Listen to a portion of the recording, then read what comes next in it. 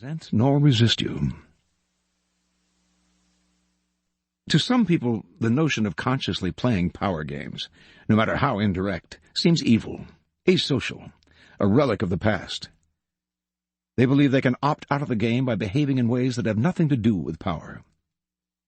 You must beware of such people, for while they express such opinions outwardly, they are often among the most adept players at power. They utilize strategies that cleverly disguise the nature of the manipulation involved. These types, for example, will often display their weakness and lack of power as a kind of moral virtue.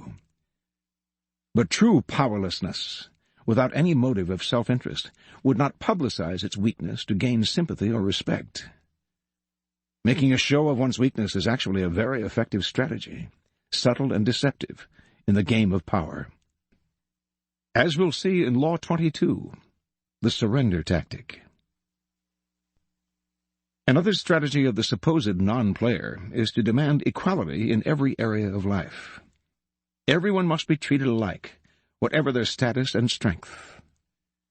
But if, to avoid the taint of power, you attempt to treat everyone equally and fairly, you will confront the problem that some people do certain things better than others.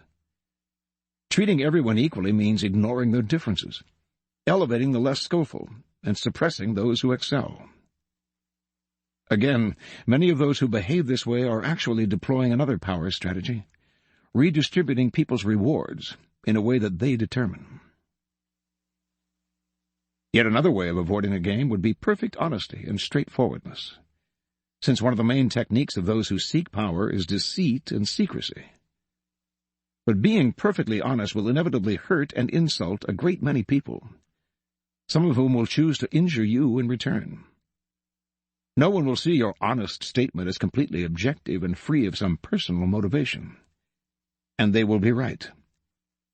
In truth, the use of honesty is indeed a power strategy, intended to convince people of one's noble, good-hearted, selfless character. It is a form of persuasion, even a subtle form of coercion.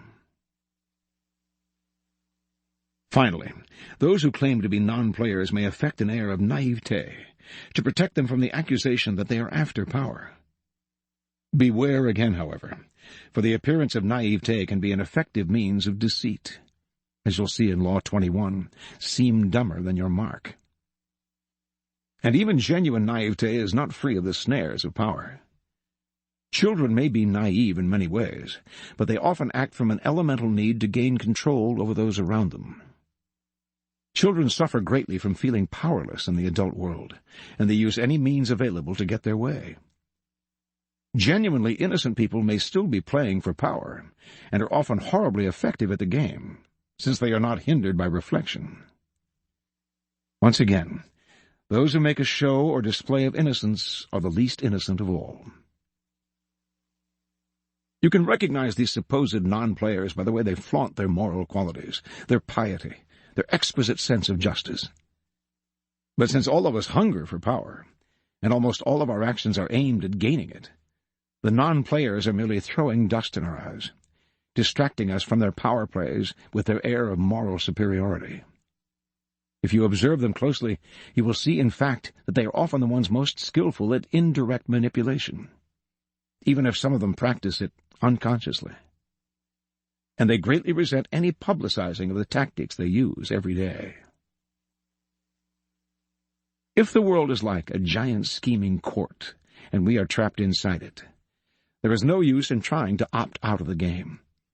That will only render you powerless, and powerlessness will make you miserable. Instead of struggling against the inevitable, instead of arguing and whining and feeling guilty, it is far better to excel at power. In fact, the better you are at dealing with power, the better friend, lover, husband, wife, and person you become. By following the route of the perfect courtier, you learn to make others feel better about themselves, becoming a source of pleasure to them. They will grow dependent on your abilities and desirous of your presence. By mastering the 48 laws in this book, you spare others the pain that comes from bungling with power, by playing with fire without knowing its properties.